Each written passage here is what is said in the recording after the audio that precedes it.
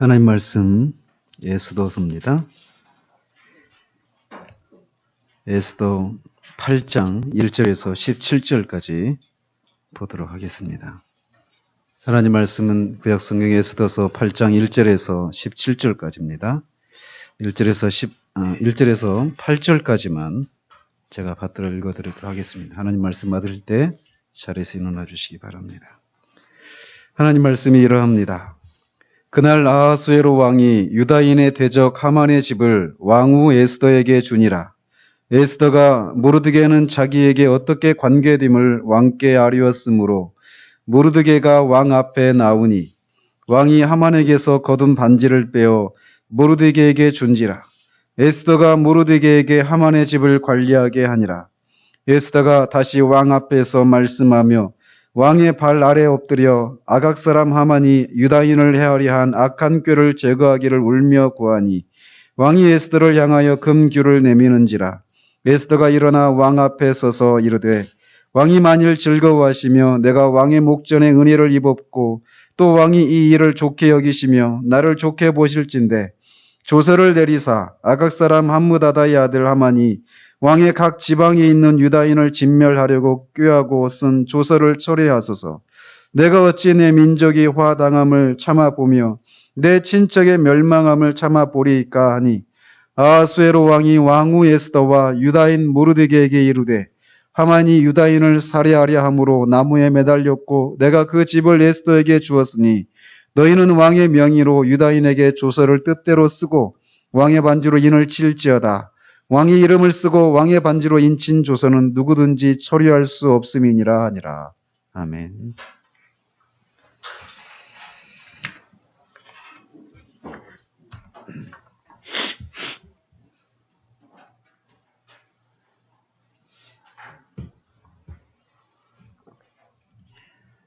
우리는 지난주에 7장을 통해서 하만이 추락하는 모습을 살펴보았습니다. 그날 아침까지만 해도 기세 등등했던 하만이 하루아침 사이에 죽음으로 하루를 마감하는 그런 모습, 특별히 왕과 에스더 앞에서 두려워 떨던 하만의 모습에서 마지막 날에 있을 그 최후의 심판에 대해서 우리가 살펴보았습니다. 마지막 날에 있을 그 최후의 심판을 준비하는 우리가 되어야 할 것입니다. 오늘은 하만이 죽은 후에 일어난 사건에 대해서 살펴보도록 하겠습니다. 하만이 모르드게를 매달기 위해서 자신의 집에 세운 높은 나무 장대에 오히려 자신이 매달려 죽은 그날에 왕은 하만의 집도 에스더에게 주었습니다. 당시 근동의 법률은 범죄를 하면 특별히 반역죄를 꾀한 사람은 그 사람의 재산은 다 왕의 소유가 되었다고 합니다. 그래서 사랑하는 왕후에게 나라의 절반이라도 주겠다라고 약속한 왕은 하만의 집과 그에 속한 모든 재산을 에스더에게 줌으로써 유다 민족을 몰살시키려고 하는 이 악한 하만의 계획을 자신이 허락해서 왕후와 유다 민족을 공포와 두려움에 떨게 만들었던 그런 어떤 죄에 대한 가책을 씻어보고자 이렇게 했던 것 같습니다. 이렇게 하만이 3장에서 보면 자신이 재산이 많은 것을 자랑을 했거든요. 그런데 결국은 이것이 에스더에게 돌아가 버리는 이런 모습을 보면서 잠언 13장 22절에 죄인의 재물은 의인을 위하여 쌓이느니라 라고 하는 말씀이 고스란히 성취되는 것을 우리가 보게 됩니다. 또 욥도 27장에서 그가 준비한 것을 의인이 입을 것이요 그의 은은 죄 없는 자가 차지할 것이며 라고 이렇게 말을 하는데 지금 그 말씀이 정확하게 성취되고 있는 것이죠. 열심히 수고하고 그 쌓여가는 재산을 즐거워하고 행복을 누렸는데 결국 그것이 의인에게 돌아가고 마는 그 모습을 우리가 보고 있는 것입니다. 자, 그러면서 에스더는 모르드게와 자신과의 관계를 비로소 밝힙니다. 이때가 에스더가 왕후가 된 지 5년이 되었을 때 일입니다. 에스더는 이미 악한 하만의 계획을 고발하면서 자신이 유대인임을 밝혔었습니다. 그리고 이제는 모르드게가 자신의 사촌이고 아버지처럼 자신을 길렀다는 것과 아마도 자신이 왕후가 되는 일에 깊이 관여한 사실들도 왕에게 알렸을 것입니다. 이렇게 에스더가 왕후가 된 지 5년이 지나서 모르드게와 에스더와의 그 관계를 비로소 밝히게 되는데, 그 기간 동안 모르드게는 에스더와 자신과의 관계를 이용해서 높은 관직을 탐내지도 않고 그저 대궐문을 지키는 관원으로서 만족한 그런 삶을 살았었습니다. 이렇게 에스더가 모르드게와의 관계를 밝히자 왕은 모르드게를 왕을 직접 대면할 수 있는 그런 높은 자리로 높였습니다. 그리고는 왕이 하만에게 주었던 왕의 반지를 다시 빼어서 모르드게에게 다시 주었습니다. 우리가 그전에도 살펴보았다시피 왕의 반지를 빼어 주었다라고 하는 것은 모르드게에게 왕 자신의 권위를 부여하는 그런 가시적인 행위였습니다. 이것은 결국 모르드게가 페르시아의 제2인자인 총리가 되었다라고 하는 것을 말해주는 것이죠. 모르드게가 이렇게 총리가 되어서 왕을 직접 대면할 수 있는 그런 높은 지위에 오르게 된 것은 다만 에스더의 후광 때문만은 아니었습니다. 그가 왕을 죽이려는 음모를 고발해서 왕에게 충성을 드러내었고, 말씀드린 대로 왕후가 자신의 사촌이고 그 왕후를 자신이 딸처럼 길렀던 그런 사람이기 때문에 그것을 이용해서 얼마든지 높은 자리를 얻어낼 수 있고 부귀와 그런 영화를 꾀할 수도 있었을 것이지만 그런 것들을 하지 않고 낮은 자리에 만족하는 그런 겸손한 모습을 보면서 왕이 그런 모습을 높이 평가했을 것이라고 생각을 합니다. 지난날 왕에 대한 충성과 왕후와의 관계를 이용하여서 사리사욕을 채우거나 높은 관직을 탐내지 않고 낮은 자리에 만족하며 지냈던 이 지난 날들을 왕은 이렇게 보상을 했던 것이죠. 이제 하나님은 왕을 통해서 모르드게를 높이시기 시작을 합니다. 그냥 전날에 하만을 앞세우고 왕의 은혜를 입은 사람은 이렇게 될 것이다 라고 하면서 하루 동안만 그 지위를 높인 것이 아니라 이제 안정적인 그런 총리의 자리를 그에게 줌으로써 모르드게를 높이기 시작한 것입니다. 전날에 죄를 무릅쓰고 베옷을 입으면서 대성통곡하며 근심에 사로잡혔던 모르드게는 이제 희락의 옷을 입고 기쁨을 노래하기 시작을 합니다. 그래서 전도서 기자는 범사에 기한이 있고 천하만사가 다 때가 있다라고 말을 합니다. 그러면서 3장 4절에서 울 때가 있고 웃을 때가 있으며 슬퍼할 때가 있고 춤출 때가 있으며 라고 말을 합니다. 한때는 근심에 쌓이고 슬퍼하고 울고 있었던 모르드게가 이제 기쁨과 희락의 옷을 입고 있는 그런 모습을 보게 됩니다. 우리 성도의 삶도 바로 이와 같습니다. 지금은 이 땅에서 우리가 우리 안에 있는 죄와 더불어 싸우고 또 우리를 경건한 거룩한 하나님의 백성으로 빚어가시기 위해서 하나님께서 허락하시는 그 고난의 틀 속에 우리가 갇혀 있는 동안 우리는 끊임없이 탄식하고 애통해하고 마음에 근심을 하지만 주께서 장차 우리를 아무런 근심도 고통도 없는 완전한 복락으로 우리를 이끄실 것입니다. 이렇게 높아진 모르드게에게 에스더는 왕이 자신에게 준 하만의 집을 관리하게 했습니다. 앞에서도 하만은 자신이 얼마나 부유한지에 대해서 자랑을 했는데 궁에 있는 에스더가 그 많은 하만의 소유를 관리하기에는 어려움이 있었기 때문에 그것에 대한 실제적인 권리를 모르드게에게 넘겨주었습니다. 자, 이렇게 유대 민족을 죽이려던 하만은 이제 죽었습니다. 그리고 그의 재산은 모두 몰수되어서 에스더의 차지가 되었습니다.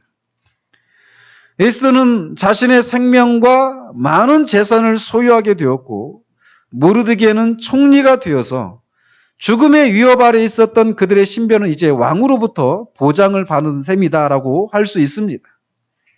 그렇지만 여전히 동족 유대인들은 생명이 안전한 상태가 아니었습니다. 그것은 왕이 한번 내린 조서는, 그리고 왕의 반지에 있는 그 인장이 찍혀진 그 조서는 그 무엇으로도 처리가 되지를 않았기 때문에 여전히 그 조서는 유효했다라는 것이죠. 그렇기 때문에 하만을 추종하고 유대인의 유일신 신앙을 대적했던 그 유대인의 원수들의 위협이 여전히 유대 동족들을 향하고 있었던 것입니다. 그렇기 때문에 에스더는 왕의 발 아래에 엎드려 울면서 유대인을 죽이려던 하만의 악한 꾀를 제거해 주시기를 왕께 구합니다. 이렇게 에스더는 자신의 안위만을 생각하는 사람이 아니었습니다. 자신은 구원을 받았고 아울러 구하지도 않았던 많은 재물과 왕의 사랑을 받는 처지가 되었지만 그녀는 이것들이 안중에 없었습니다.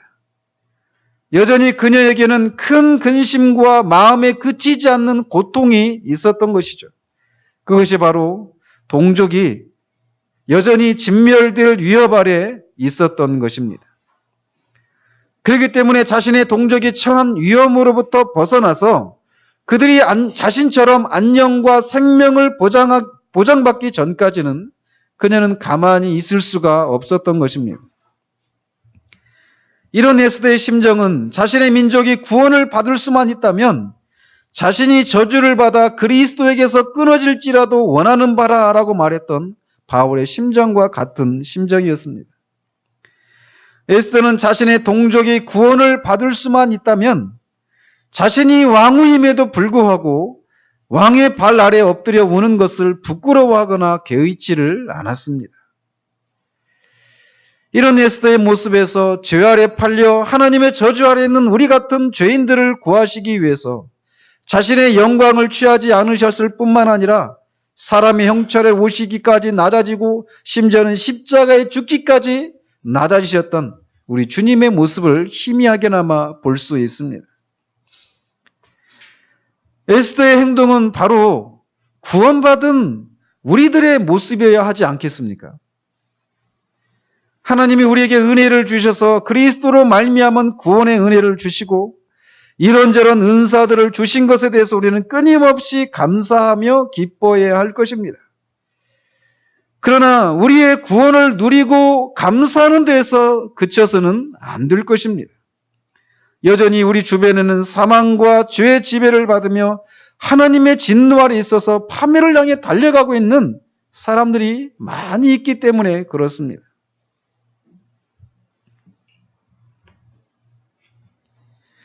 자신의 동족을 구해달라는 요청을 허락한다는 의미로 왕은 다시금 에스더에게 금규를 내밀었습니다.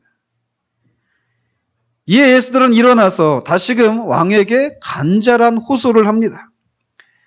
무려 4번에 걸쳐서 반복되는 그런 간절한 그런 표현을 통해서 간청을 합니다. 왕이 만일 즐거워하신다면, 내가 왕의 목전에 은혜를 입었다면, 왕이 이 일을 좋게 여기신다면, 나를 좋게 보신다면 이라고 4번이나 그런 간절한 표현을 사용하여서 자신의 민족을 구해달라고 왕에게 청을 올립니다. 악한 하만이 내린 조서를 처리하기 위해서 새로운 조서를 내려줄 것을 에스더가 간청을 하는 것이죠. 방금 말씀드렸던 것처럼 우리가 페르시아 제국의 왕이 조서를 내리고 조서에다가 왕의 반지에 있는 그 인장을 찍으면 그 조서는 왕이라도 폐기시킬 수가 없습니다. 없었던 것으로 할 수가 없어요. 그렇기 때문에 이 첫째 달 13일에 하만이 왕의 이름으로 썼던 그 조서는 전국에 전파되어 있는 상태이고, 그렇기 때문에 그 조서는 여전히 유효한 상태여서 유대인들은 12째 달 13일에 죽을 위기에 처해 있었던 것이에요. 그래서 이 여전히 유효한 이 왕의 조서를 철회시킬 수 있는 방법은 없습니다. 그럼 어떻게 해야 되느냐? 그 조서와 똑같은 효력을 갖고 있는 또 다른 조서를 내리는 것입니다. 그렇기 때문에 에스더는 새로운 조서를 내려서 하만의 악한 계획이 처리되고 자신의 민족이 구원받을 수 있기를 구했던 것입니다. 그러면서 6절에 내가 어찌 내 민족이 화당함을 참아보며 내 친척의 멸망함을 참아보리까? 라고 하면서 죽음의 위기 아래에 있는 동족을 향한 자신의 마음을 이렇게 나타내고 있습니다. 이 아하수에로 왕은 에스더와 모르드게에게 유대인을 살해하려던 하만을 나무에 매달아 죽였고 또 하만의 집을 에스더에게 준 것은 결국 왕 자신이 에스더와 모르드게를 향해서 진심을 이렇게 드러내고 있는 것이다 라고 하는 것을 상기시키면서 자신의 명의로 새로운 조서를 쓰고 왕의 반지로 인을 칠 것을 명령을 합니다. 이미 내려진 조서를 처리할 수는 없었기 때문에 이것과 동등한 효력을 가진 조서를 내림으로써 앞에 내린 조서의 내용에 대비하도록 한 것입니다. 이에 새로운 조서가 모르드게가 시키는 대로 쓰여졌습니다. 그리고 하만이 그랬던 것처럼 제국의 127지방의 대신들과 지방관과 관원들에게 그 조서가 보내지고 각 지방과 각 민족의 언어로 조서가 쓰여져서 그렇게 이제 보내지는데 첫 번째 보내졌던 조서와 다른 점이 있다라면 그때는 그냥 대신 각 지방의 대신들과 지방관과 관원들에게만 보냈지만 이번에는 모든 유대인들에게도 그 조서가 보내졌다라는 것입니다. 그리고 유대인의 언어로도 쓰여져서 모든 유대인들에게 보내졌다라고 하는 점에서 첫 번째 조서와 다른 특징을 드러내고 있습니다. 그리고 이번에도 왕의 반지로 인을 친 이 조서는 역졸들에게 붙여져서 전국 각지에 보내지도록 했습니다. 전에 하만이 작성한 조서를 전국에 전파했던 이 역졸들의 발걸음은 유대인들에게는 파멸을 알리는 불길하고 음습한 발걸음이었지만 이번에는 구원의 발걸음이요 기쁨을 전해주는 발걸음이었습니다. 좋은 소식을 전하며 평화를 공포하며 복된 좋은 소식을 가져오며 구원을 공포하며 시온을 향하여 이르기를 내 하나님이 통치하신다 하는 자의 산을 넘는 발이 어찌 그리 아름다운가. 아직도 죄와 사망의 권세 아래 신음하고 있는 사람들을 향한 우리들의 발걸음이 이런 발걸음이 되어지기를 바랍니다. 에스더의 마음을 품고 죄인을 구원하는 그리스도의 복음을 전하는데 발빠른 우리들이기를 주님의 이름으로 축원드립니다. 새로 쓰여진 조서는 3월 23일에 기록이 되었습니다. 하만이 유대인을 학살하기 위해서 조서를 기록한 것이 첫째 달 13일이었습니다. 그리고 이것을 모르드게가 알고 그것을 모르드게가 또 에스더에게 전해줬고 3일 동안 금식을 하고 3일째 왕을 처음 만났고 그로부터 이틀 후에 왕에게 악한 하만의 이 계획을 알렸단 말이죠. 그러니까 이 첫 번째 조사가 쓰여진 날부터 이 두 번째 새로운 조사가 쓰여지기까지는 한 70일 정도가 소요가 된 것이죠. 왜 왕이 새로운 조서를 쓰도록 하는데 에스더로부터 하만의 그 악한 계획을 알고 나서도 거의 70일 가까이 지나서야 이 새로운 조서를 쓰도록 했는지 정확한 이유는 알 수는 없습니다. 그렇지만 어쨌든 이 70일 동안 유대인들에게는 하루하루가 악몽과 같은 나날의 연속이었을 것입니다.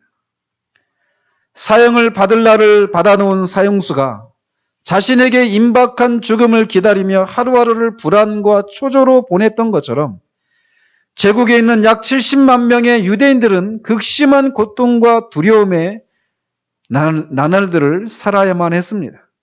그런 그들에게 이제 기쁜 소식이 전해지게 된 것입니다. 그 내용은 앞에서 첫 번째 내린 그 조서에 12째 달 13일에 남녀노소 모든 유대인을 죽이고 도륙하고 진멸하며 그들의 재산을 탈취하라 라고 했던 것과 정반대의 것이 쓰여져 있었습니다. 곧 12째 달 13일에 유대인들이 함께 모여서 스스로 생명을 보호하고 각 지방의 백성 중 세력을 가지고 유대인들을 치려고 하는 자들을 죽이고 도륙하고 진멸하고 그들의 재산을 탈취하라 라고 하는 것이었습니다. 그들에게 임했던 슬픈 운명과 정반대의 상황이 펼쳐지게 된 것입니다. 그러나 그것은 자동적으로 얻을 수 있는 것이 아니라 싸움을 통해서 얻을 수 있는 것이었습니다. 비록 유대인의 가장 강력한 원수인 하만이 죽었지만 여전히 유대인의 대적은 존재하고 있었기 때문에 유대인들은 이들과의 전투를 치러야만 했습니다. 이것은 마치 예수 그리스도께서 십자가에서 사탄의 머리를 깨부수고 사탄을 괴멸시키셨지만 여전히 사탄을 대적하는 싸움을 우리가 감당해야 하는 것과 같습니다. 우리가 그리스도와 함께 십자가의 죽음으로 말미암아 죄와 율법으로부터 자유함을 해방을 받았지만 여전히 우리 안에 남아있는 죄에 대항해서 싸우고 전쟁을 해야 하는 것과 같은 것입니다. 그리스도로 말미암아 이미 이긴 싸움이지만 아직 이루어지지 않았기 때문에 남아있는 싸움을 싸워야 하는 것과 같다라는 것이에요. 유대인들이 남아있는 대적들과 싸우기 위해서 소극적인 측면에서 함께 모여서 스스로 생명을 보호해야 했고 적극적으로는 그 대적들을 죽이고 진멸하고 도륙하는 이렇게 소극적이고 적극적인 두 가지 방법으로 싸웠던 것처럼 그리스도로 말미암아 이미 죄와 사망과 사탄에 대해서 이겼지만 아직 그것이 완성되지 않았기 때문에 이미와 아직 사이에서 그 긴장을 가지고 싸워야 하는 그 싸움도 두 가지로 이루어집니다. 먼저 소극적으로는 자신을 부인하고 죄를 죽이고 죄와 더불어 싸우는 것입니다. 이것을 위해 우리는 죄를 지을 수 있는 그런 장소나 환경으로부터 우리 자신을 스스로 보호하는 것이 요구되어집니다. 누구도 죄를 범할 수밖에 없는 죄를 조장하는 그런 장소나 그런 환경 가운데 있으면서 나는 은혜가 충만하니까 나는 하나님과의 관계가 다른 사람보다 훨씬 깊으니까 나는 이런 것들로부터 안전하다라고 말할 수 있는 사람은 이 세상에 아무도 없습니다. 폴 워셔는 아가서를 강해하면서 우리가 경건하고 거룩한 삶을 살기 위해서는 먼저 우리의 영혼을 위협하는 환경으로부터 벗어나는 것이 필요하다라고 말을 합니다. 그러면서 자신에게 찾아왔던 한 청년을 예를 들면서 설명하는데 그 청년은 굉장히 선교사로 헌신한 아주 경건하고 아주 의지력이 이렇게 뛰어났던 그런 헌신되고 신실한 청년이었다고 합니다. 그런데 그 청년에게는 약혼녀가 있었다라는 거예요. 그 자매도 역시 선교사로 헌신한 아주 신실하고 헌신된 자매였습니다. 그런데 그 청년이 어느 날 아주 막 울상을 하고 이 폴 워셔를 찾아왔다라는 거예요. 그러면서 털어낸 고민이 비록 같이 잠자리를 하지는 않았지만 둘이 같이 있으면 막 그 안에서 그런 정욕이 막 불일 듯이 일어나는 금식을 하고 막 애를 써도 그거를 제어할 수 없는 그리고 그런 것 앞에 철저히 무기력한 자신의 모습을 보면서 울상이 되어서 폴 워셔를 찾아왔다라는 거예요. 그러면서 그에게 내린 처방이 이렇습니다. 당신이 나보다 더 거룩하냐? 볼로샤가 묻습니다. 당신이 나보다 하나님을 위해서 더 많은 헌신을 해봤었느냐? 자신을 높이기 위해서 이런 말을 한 것이 아닙니다. 그러면서 그렇지 않다라고 하는 청년의 답을 듣고 볼로샤가 이렇게 말을 합니다. 나 같은 사람도 죄를 지을 수 있는 그런 환경에 내 자신을 두지를 않는다. 그 청년에게 내린 조언이 그래요. 절대로 여자와 단 둘이 있는 그런 상황을 만들지 말아라.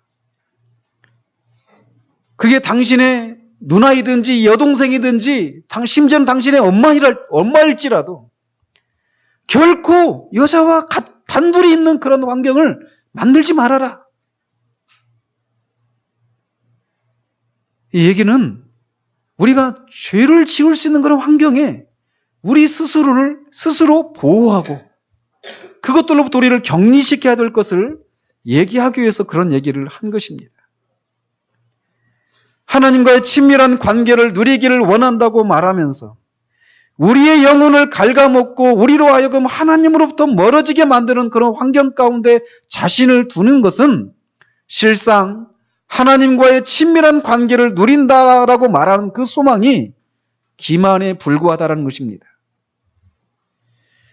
그러므로 우리는 거룩한 삶을 살고 하나님의 은혜를 풍성하게 누리기를 원한다라면 이런 것들로부터 우리를 멀어지게 만드는 각종 환경들로부터 우리 자신을 격리하는 것이 필요합니다. 음란한 대화들이나 과도한 인터넷 그런 서핑과 TV 시청, 불필요한 잡담과 우리의 영혼을 해치는 각종 영상과 책들이나 그런 친구들로부터 우리 자신을 스스로 지키려는 그런 소극적인 노력들이 필요하다라는 것이에요. 또한 유대인들이 자신의 대적을 물리치기 위해서 적극적으로 그들을 공격했던 것처럼 우리가 하나님과의 친밀함을 누리고 더 깊은 은혜의 세계를 누리기를 원한다면 적극적으로 거룩함과 경건을 열망하며 하나님께서 우리에게 허락하신 은혜의 방편을 적극적으로 활용을 해야만 합니다. 가장 기본적인 것은 말씀과 기도입니다. 정기적으로 말씀을 읽고 말씀을 배우는 일에 우리는 힘을 써야만 합니다. 이 땅을 살았던 많은 경건한 성도들의 공통적인 모습은 그들이 한결같이 말씀의 사람들이었다라는 것입니다. 그저 교회에 열심히 발걸음을 하고 교회에 열심히 봉사를 하는 이런 것이 아니라 하나님의 말씀의 사람들이었다라는 거예요. 단지 말씀에 대한 많은 정보를 가지고 살았던 것이 아니라 말씀으로 우리의 전반적인 삶을 통찰할 수 있는 통찰력을 갖추고 있었고 히브리서 기자가 말하듯이 말씀을 분별하고 말씀의 능력을 맛보았던 사람들이었다라는 거예요. 또한 그들은 기도의 사람들이었습니다. 신앙에는 지름길이 없습니다. 하나님께서 허락하신 말씀과 기도라는 은혜의 방편을 적극적으로 활용하고 거룩함과 경건함을 적극적으로 추구하며 나가야만 합니다. 어느 날 갑작스러운 은혜 체험을 통해서 거룩하고 경건한 사람이 되는 것이 결코 아닙니다. 하루하루 성령의 인도를 받아 각자에게 맡기신 삶의 자리에서 하나님이 허락하신 은혜의 방편을 적극적으로 활용하며 그것을 실천하며 사는 것을 통해서 우리가 원하는 그 지짐에 이르게 되는 것이라는 거예요. 로마 제국이 하루아침에 만들어진 것이 아니다라고 하는 그런 속담처럼 경건한 사람이 하루아침에 만들어진 것이 결코 아닙니다. 여러분들은 하나님과 친밀한 교제를 나누기를 원하십니까? 하나님과 더 깊고 더 풍성한 그런 관계를 누림으로 신앙의 부유함을 누리기를 진정으로 원하십니까? 그렇다면 그것을 방해하는 포도원의 작은 여우와 같은 것들을 쫓아내기 위해서 예를 쓰고 있습니까? 아니면 늘 해야지, 이렇게 살면 안 되는데, 해야 되는데 하면서 한 번 가면 오지 않는 인생을 낭비하고 있지는 않습니까? 또 거룩한 삶을 향한 적극적인 추구와 이를 위한 은혜의 방편을 적극적으로 활용하는 것들이 지속적으로 이루어지고 있습니까? 때로는 우리는 이 일에 지치고 뒤로 물러갈 때도 있습니다. 바쁘다는 핑계로, 힘들다는 핑계로, 이런저런 이유로 원함은 있지만 행함이나 누림이 없는 그런 상태로 살기에는 우리 인생이 너무나 짧다라고 하는 것을 기억하시기 바랍니다. 저는 이번 주에도 제 매제가 불의의 사고로 하나님의 부르심을 받은 것을 겪었습니다. 이제 겨우 48세입니다. 교통사고로 갑자기 죽은 거예요. 우리는 우리의 삶이 언제까지 계속될 것처럼 그렇게 살아갑니다. 그러나 언제 하나님께서 우리의 영혼을 도로 찾으시고 이제 그만 됐으니 올라와라 라고 하실지 우리는 알 수 없습니다. 그것이 오늘이 될 수도 있습니다. 그것이 언제일지 우리는 알 수가 없어요. 하나님과 더 깊은 관계를 누리기를 원합니다. 내 이런 정도의 그런 신앙생활에 나는 만족할 수가 없습니다. 더 깊고 온전하고 풍성한 그런 신앙을 누리기를 원합니다라고 말을 하면서 여전히 바쁩니다. 힘듭니다. 사람들에게는 얼마든지 그것이 변명이 될 수 있고 핑계가 될 수 있습니다. 그러나 그런 우리에게 언제까지 우리의 삶을 살 수 있는 기회를 하나님이 주시는 것은 아니라는 것을 두려움 가운데 우리가 기억하는 우리가 되어지기를 바랍니다. 오늘이라도 주님이 우리를 부르신다라면 이 땅에서 우리의 삶에 대해서 주님이 물으실 것입니다. 오기 전까지 무엇을 위해서 살았는지, 오기 전까지 무엇에 우리의 그 모든 에너지와 마음을 쏟고 있었는지, 하나님의 나라와 의를 구하는 것에 우리의 마음과 에너지를 쏟고 있었는가? 우리가 더 거룩해지고 더 경건해지고 주님을 닮고 어떻게 하든지 우리의 유한한 삶을 통해서 무한하신 하나님이 영광을 받으시기를 위해서 살려고 했고 또 그렇게 되지 못하는 우리들의 모습을 인해서 애통해야 하는 그런 삶을 살다가 주님이 부르셔서 그 자리 가운데 오게 되었는지 주님이 물으실 것이.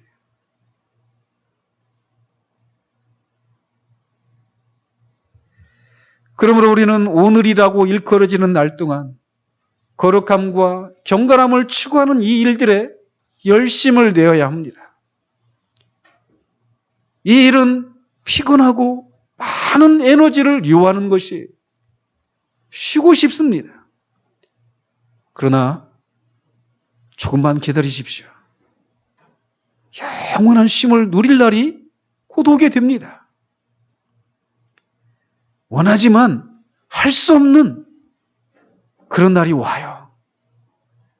그 날이 오기 전까지 우리에게 주어진 날 동안 하나님이 우리에게 요구하시는 것들을 충실히 감당하는 우리 모두가 되어지기를 바랍니다. 거룩함과 경건함을 열망하며 하나님과의 친밀한 교제를 나누기를 원한다면 우리는 우리 앞에 살았던 믿음의 사람들의 그 삶을 우리가 주목할 필요가 있습니다. 그들의 삶과 우리네 가난한 삶을 정직하게 비교하고 우리의 가난함을 부끄러워하고 그것을 인해서 애통해하는 우리가 되어지기를 바랍니다. 아니 어떻게 사람이 이렇게 다 살 수 있어요? 예, 사람에게는 그렇게 말할 수 있습니다. 그러나 하나님께 그렇게 말할 수 있느냐라는 것입니다. 그들의 그런 풍성한 삶과 우리의 가난함을 비교하면서 애통해하고 하는 데서 머무는 것이 아니라 그들이 누렸던, 그래서 그들이 그들 되었던 그 무엇을 우리도 구하며 나아가는 우리가 되어지기를 바랍니다. 왕의 새로운 조서는 전부 다 급하게 전국에 전파되도록 했습니다. 전부 다 시간이 급해졌기 때문이었습니다.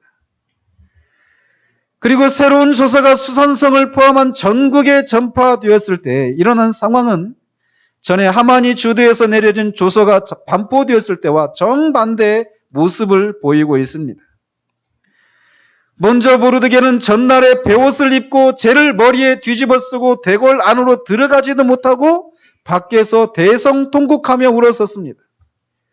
그러나 이제는 그런 왕이 입는 옷을 입고 왕이 쓰는 관보다 작겠지만 다른 신하들보다는 큰 면류관을 쓰고 전에 하만이 그랬듯이 왕의 호출 없이도 왕 앞에 나갈 수 있는 큰 특권을 누리게 되었습니다. 전에 하만에 의해서 쓰여진 조서가 수산성에 반포되었을 때 수산성은 어지러웠다라고 기록을 하고 있었습니다. 유대인을 죽이려는 하만의 계획이 전혀 이성적이지도 합리적이지도 않아서 많은 양민들이 애매하게 죽게 되었다고 생각했기 때문에 그들은 민망해하며 이런 반응을 보였었던 것이죠. 그러나 이번에는 수산성이 즐거이 부르며 기뻐했다고 말을 합니다. 하만의 악한 계획이 무산되게 되었고 의인이 합당한 대접을 받게 된 것을 인해서 이런 반응을 보였던 것이죠. 전날에 유대인들은 모르드게처럼 죄를 무릅쓰고 베옷을 입고 걸음 위에 누워서 대성통곡하며 슬피 울었었습니다. 그러나 이번에는 유대인에게 영광과 즐거움과 기쁨과 존귀함이 있었다라고 말을 합니다. 왕의 어명이 이르는 각 지방 각 읍에서 유대인들이 즐기고 기뻐하며 잔치를 베풀고 그날을 명절로 삼았다라고 기록을 합니다. 자신들에게 끔찍하기만 했던 그 날이 이제 기쁨의 날이 된 것입니다. 죽음의 공포가 무엇인지 알았던 유대인들이 이제 죽음이 아니라 생명을 보장받게 되었을 때 기뻐하는 것은 너무나 당연한 것이었습니다. 이들이 이렇게 기뻐할 수 있었던 것은 그들에게 전해진 새로운 조서의 내용 때문이었습니다. 마찬가지로 복음이 자신에게 기쁜 소식으로 들려지는 사람은 먼저 자신이 하나님 앞에 소망이 없는 죄인이라고 하는 사실을 깨달은 사람들에게만 해당이 되는 것입니다. 그러므로 여러분에게 묻습니다. 여러분은 예수 그리스도의 이 복음이 말 그대로 여러분에게 기쁜 소식으로 들려지고 있습니까? 그 복음이 여러분에게 정말 소망으로 여러분에게 다가오고 있습니까? 만약 그렇지 않다라면 여러분은 아직 하나님과 율법의 관점에서 여러분이 죄인이라고 하는 사실들을 깨닫지 못하고 있기 때문에 그렇습니다. 성령께서 죄에 대해서 각성을 시키시지 않았기 때문에 여러분이 그렇게 느긋한 것입니다. 오늘 못하면 내일 하지. 내가 육체 노동을 내가 할 수 있는 모든 삶을 다 살고 나중에 하지. 그러나 성령께서 저와 여러분이 얼마나 끔찍한 죄인인지를 깨닫게 하신다면 우리는 아무것도 할 수가 없을 것입니다. 우리 영혼이 구원을 받는 것, 그것을 우리가 보기 전까지는 우리는 아무것도 할 수가 없어요. 스펄전은 우리가 지옥이 얼마나 끔찍한 것인지를 성령께서 조금이라도 보인다면 우리는 밥도 먹을 수 없고 잠도 잘 수 없고 우리의 일상적인 삶을 살아갈 수가 없다라고 말을 합니다.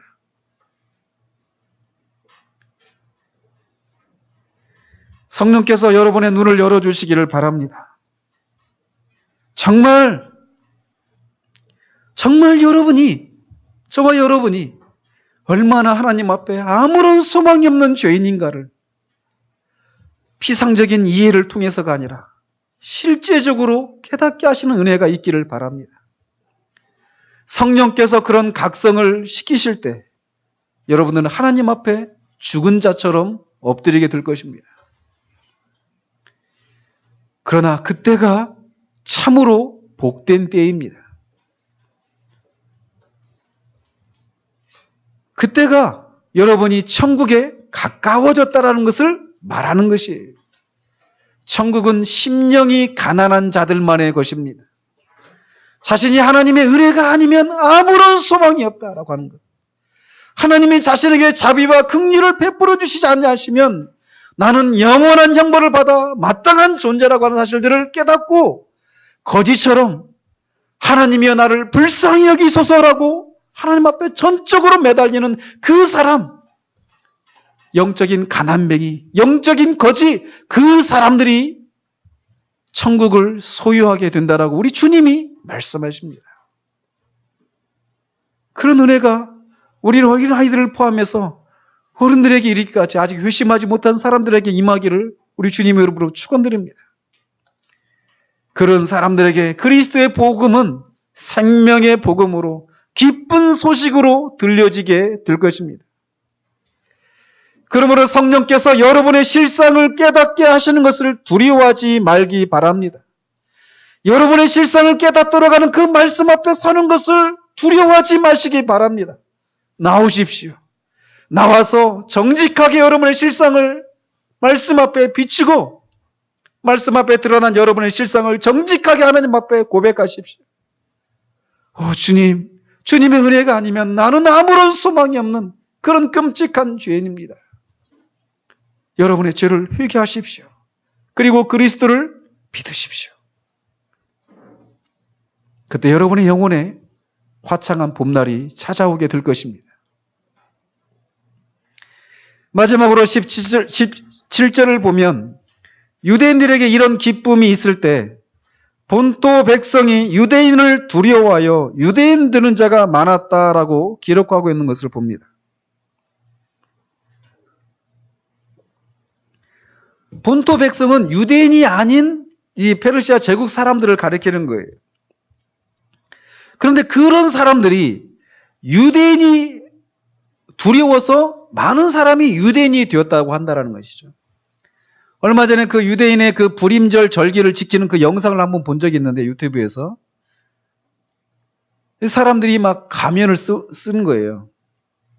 즉 유대인이 아니었던 사람이 유대인처럼 유대인과 같이 보이는 그런 가면을 쓰고 유대인이 되는 이것을 이제 풍자하는 그런 영상이었는데 본토 백성들이 유대인이 된 이유는 후크마가 말하듯이 아마 두 가지 이유 때문이었을 것입니다.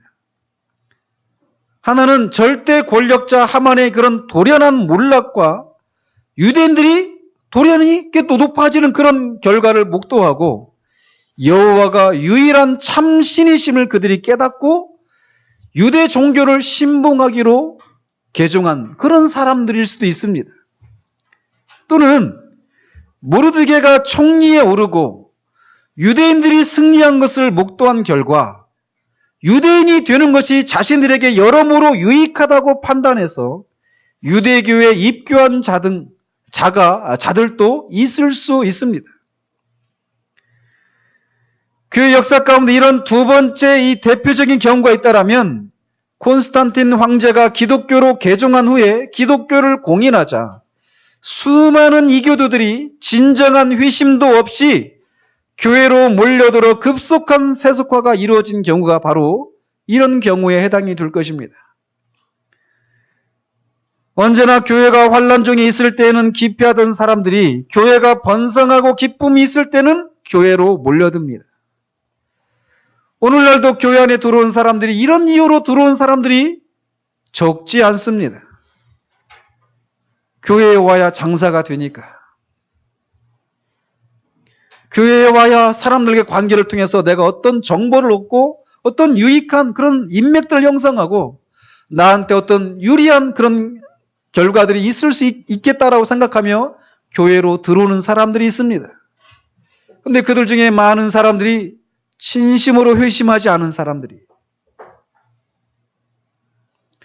그러므로 교회 안에 사람들이 들어오는 것의 그 현상에 대해서 우리는 그들이 정말 하나님이 참 하나님이심을 알고 자신이 진정한 죄인, 자신이 진실로 죄인이고 예수 그리스도만이 유일한 구세주라고 하는 사실들을, 자신의 주님이라는 사실들을 알고 교회로 들어온 것인지, 아니면 교회 안에 들어오면 많은 이익을 얻을 수 있다고 생각하기 때문에 교회로 들어온 사람들인지를 분간을 해야 된다는 것이죠. 오늘날 교회는 그런 것들을 분간하는 노력들을 하지를 않습니다. 그저 교회에 사람이 늘어나고 교회가 커지면 하나님이 부흥을 허락하셨다라고 속단을 한다는 것이죠. 그러나 과연 그럴까요? 오늘날 한국교회가 급속한 세속화가 이루어진 원인이 있다면 그 중에 하나가 바로 제 생각에는 고지론이라고 하는 것에 있다라고 생각을 합니다.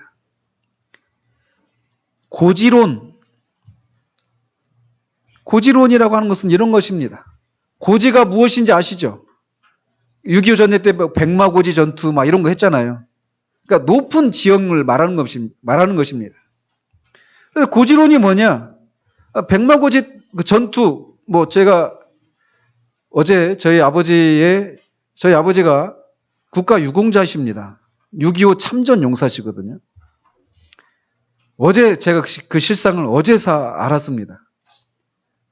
국가 유공자인지는 알았는데, 실상 저희 아버지는 6.25 전쟁 때 그 신병 훈련소에 있을 때 6.25 전쟁이 끝났답니다.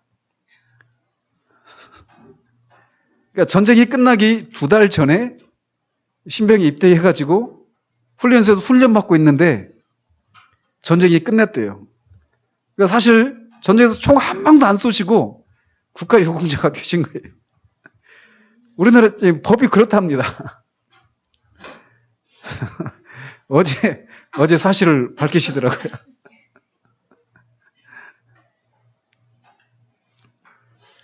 아버지한테 백마고지 전투 얘기도 들었던 것 같아요, 어린 시절에. 근데 아버지하고 아무 상관이 없는 얘기였던 것 같은데. 그 백마고지 전투에서 왜 그렇게, 그 전쟁 말기인데 많은 사람들이, 북한군이나 중공군 또 국군이 엄청나게 많은 사람들이 그 전투에서 죽었답니다. 하루에도 몇 번씩이나 그 고지의 주인이 바뀌곤 했다고 그래요. 왜 그랬느냐? 그 고지를 점령을 해야만 그 앞에 있는 이 많은 그 광활한 철원 평야를 확보할 수 있었기 때문에 그랬던 것이죠. 높은 곳에 올라가야 적들을 섬멸하기가 쉬우니까 말이죠. 자꾸 저희 아버지 생각이 나서 그런데. 그런 것처럼 고지론이라고 하는 것이 바로 그런 거예요. 그리스도인들이 사회의 각 영역에 영향력을 발휘할 수 있는 자리를 차지해서 사회에 영향을 끼쳐서 하나님 나라를 확장하는데 크게 유익하다라는 것입니다. 그래서 교회는 자녀들이 신명기에 있는 것처럼 머리가 될지언정 꼬리가 되지 않기를 기도하면서 자녀들이 그렇게 사회의 각 영역의 높은 고지에 올라가야 하나님의 영광을 드러내는 것이라고 생각을 합니다. 선교를 할 때에도 그 선교지역에서 유력한 사람들을 먼저 개종을 시켜야 그 지역에 있는 사람들이 선교를 하는데 아주 유리하다라고 생각을 하는 것도 이런 것의 연장이죠. 그래서 에스더나 다니엘과 같은 사람이 될 것을 자녀들을 위해서 그런 사람이 될 것을 기도하는 거예요. 그래서 고지론을 얘기할 때 항상 등장하는 인물이 우리가 살펴보고 있는 에스더입니다. 에스더가 왕후가 되었기 때문에 유대 민족을 구원할 수 있었다라는 거예요. 과연 그렇습니까? 에스더가 왕후가 되었기 때문에 유대 민족이 구원을 받을 수 있었습니까? 모르드게는 너가 아니어도 하나님은 다른 길을 통해서 우리를 구원해 내실 것이라고 말을 했어요. 그죠? 높은 자리에 있는 것이, 높은 지위에 있는 것이 하나님 나라의 확장에 그냥 자동적인 원인이었던 것은 아니라는 것입니다.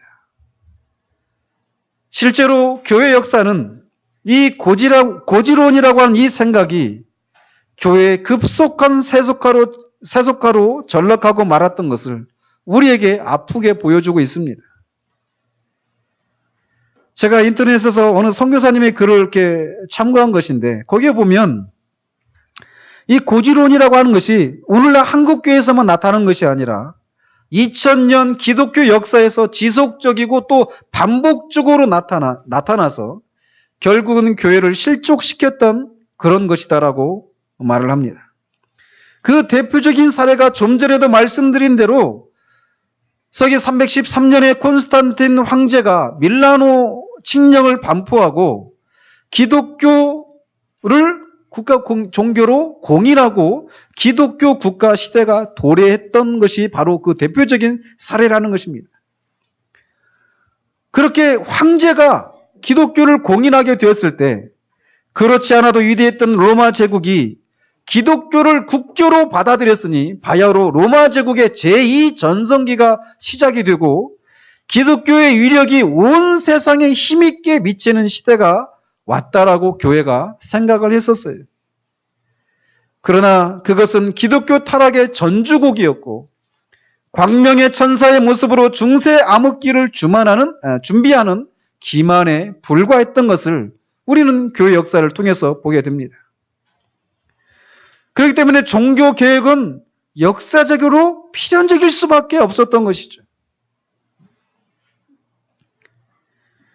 사회 주변에 머물던 그리스도인의 위상이 사회 중심적으로 이동을 했고 기독교 공동체가 영적인 흡인력 대신에 권력과 출세와 명성의 기회를 제공하는 세력 집단으로 부상을 했고 하나님보다 인간의 제도와 영향력을 신뢰하고 자발적인 위심이 아니라 계종을 강요하는 종교적 압력 집단으로 변했으며 검소한 예배와 내적이고 영적인 매력 대신에 호화로운 건물과 현란한 예배 의식으로 세상의 관심을 끌게 되었고 교회의 초점이 선교가 아니라 현상을 유지하고 그저 몸집을 불리는 것으로 변질되는 그런 결과를 낳고 말았다는 것이 이것이 고지론이 교회 역사 가운데서 보여줬던 폐해라는 것입니다. 기독교가 고지를 점령하면 복음 전파에 큰 힘을 받을 거라고 생각하는 경향이 있었지만 성경과 교회 역사는 오히려 교회가 급속한 세속화가 되어지는 그런 발판이 되고 말았다는 것을 우리에게 뼈아프게 보여주고 있다는 거예요. 오늘날 교회를 보십시오. 많은 사람들이 자기 자녀들이 다니엘과 에스더가 같은 그런 사람들이 되어지기를 바랍니다. 근데 저는 바울과 같은 사람이 되어지기를 바란다는 얘기를 많이 듣지를 못합니다. 바울이 엄청 주님을 위해서 고생을 했잖아요. 주님을 위해서 십자가의 그 고난을 엄청난 고난을 감당을 했던 바울과 같은 사람이 되어지기를 바란다.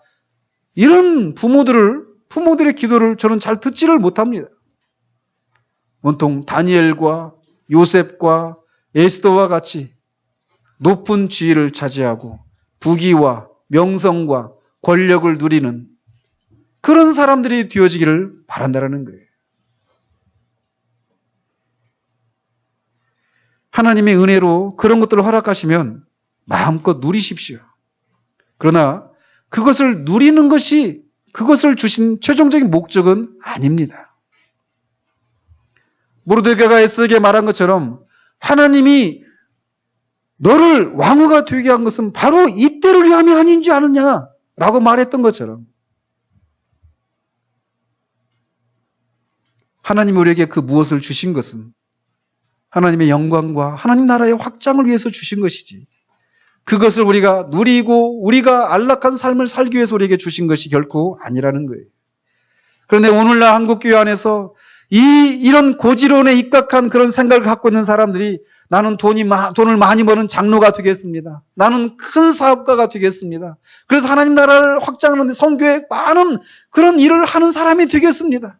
나는 높은 지위에 올라간 사람이 되겠습니다. 유명한 사람이 되겠습니다. 그러나 그 동기들을 살펴보면 지극히 세속적이고 육체적인 정욕에서 나온 생각인 경우들이 많다라는 거예요. 그것을 어떻게 할 수 있습니까? 오늘날 한국교회 안에 사회 지도층이라고 하는 사람들이 한국 사회 안에서 기독교인의 평균 기독교인이 15%에서 18% 더 적게 보는 사람도 있습니다. 그런데 사회 지도층에 해당되는 사람들은 이것보다 훨씬 더 높습니다. 30%, 40% 이상이 기독교인이 그런 사회 지도층을 차지하고 있는 것을 우리가 보게 됩니다. 사회 지도층에 기독교 인사들이 앉아있지만 사회가 거룩해지고 공의가 하수처럼 흘러가는 사회가 되고 있습니까? 신문 기사에 나오는 기사들의 사람들의 그 종교를 살펴보십시오. 얼마나 많은 사람들이 기독교인인지. 높은 자리를 차지해야 하나님 나라의 확장을 위해 유리하다. 허구입니다. 높은 자리이냐, 낮은 자리이냐, 이것이 하나님 나라에 유리하다, 아니다를 말해주는 것이 아닙니다. 그가 누구이냐입니다. 그가 낮은 자리에 있든지, 무명하든지, 배우지 못한 사람이든지, 가난한 자이든지, 그가 거룩함과 순결함을 유지하고, 하나님의 성령에 순종하며 하나님과 동행하고 하나님이 그와 함께 하신다라면 그 무명하고 가난하고 힘없는 그 사람을 통해서 하나님은 얼마든지 하나님 나라의 일을 하십니다. 그가 아무리 높은 지위에 있고 많이 배웠고 유명한 사람이라 할지라도, 아무리 큰 부자라 할지라도 그와 하나님이 함께 하시지 않는다라면, 그가 허울뿐인 기독교인이라면 그는 오히려 하나님의 영광을 가리는 그런 자리에 머물고 말 것입니다. 그러므로 우리는 교회가 커지고 교회가 세상 속에서 영향력을 발휘하는 것은 그 안에 하나님의 거룩하신 성령의 임재가 있을 때임을 기억하고 그것을 바르게 구하도록 하시기 바랍니다. 급속한 세속화가 진행되는 후기 기독교의 시대에 다시금 하나님께서 거룩한 부흥을 허락하셔서 교회와 성도 개인이 거룩함과 순결함을 회복하고 개인과 교회 안에 하나님의 거룩한 임재와 동행하심이 분명하게 드러나서 다시금 교회를 통해 또 성도 한 사람 한 사람을 통해 하나님께서 영광을 받으시기를 위해서 기도하는 우리가 되어지기를 바랍니다. 성도 하나하나 한 사람 한 사람 속에 교회에 거룩하신 하나님의 임재가 있고 하나님과의 그런 동행하심이 드러나게 될 때 세상은 두려워하게 될 것입니다. 세상은 우리들의 목소리에 귀를 기울이게 될 것입니다. 세상은 교회로 그들의 발걸음을 하게 될 것입니다. 그런 일들의 쓰임을 받는 저와 우리 교회가 되어지기를, 여러분들이 되어지기를 우리 주님의 이름으로 축원드립니다. 기도하겠습니다. 하나님 아버지, 감사합니다. 우리가 계속해서 에스더서를 살피며 보이지 않지만 분명히 모든 사건들의 배후에서 섭리하시고 역사하시는 하나님의 손길들을 우리가 살펴가고 있습니다. 하나님 아버지, 슬픔 가운데 있었던 유대인들이 하나님의 간섭하심으로 희락의 자리에 머무르게 되었던 것처럼 여기 있는 우리 모두가 그런 반전이 있는 사람들이 되어지기를 소원합니다. 예수 그리스도의 복음을 통하여서 우리가 얼마나 하나님 앞에 소망이 없는 죽어 마땅한 존재인지를 깨닫는 그래서 절망하는 그런 우리 모두가 되어지기를 원합니다. 그리고 예수 그리스도의 복음을 통해서 우리가 다시금 생명을 누리고 하나님 나라의 기업을 소유한 자로서의 그런 영광을 누리고 희락을 누리는 그런 반전을 맛보는 우리 모두 될 수 있도록 주님 도우시기를 원합니다.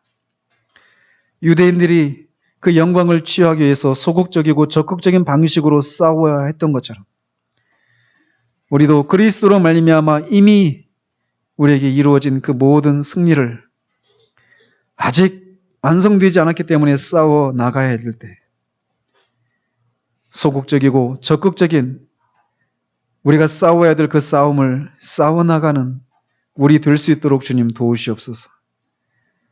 하나님과의 그런 친밀한 교제를 누리기를 원한다라고 말하면서 우리가 마땅히 싸워야 될 이 싸움들을 싸우지 않는 그래서 우리의 말로 스스로 기만을 하는 그런 우리가 되지 않도록 주님 도우시기를 원합니다. 우리 한 사람 한 사람이 하나님과 동행하고 우리 안에 하나님의 임재가 드러나는 삶을 또 그런 교회가 되어지는 것을 통하여서 세상이 우리의 목소리에 귀를 기울이고 세상이 우리를 두려워하고 세상이 교회로 들어오는 일들에 쓰임을 받는 우리 모두 되어지기를 소원하옵고 우리 주 예수 그리스도 이름으로 기도합니다. 아멘.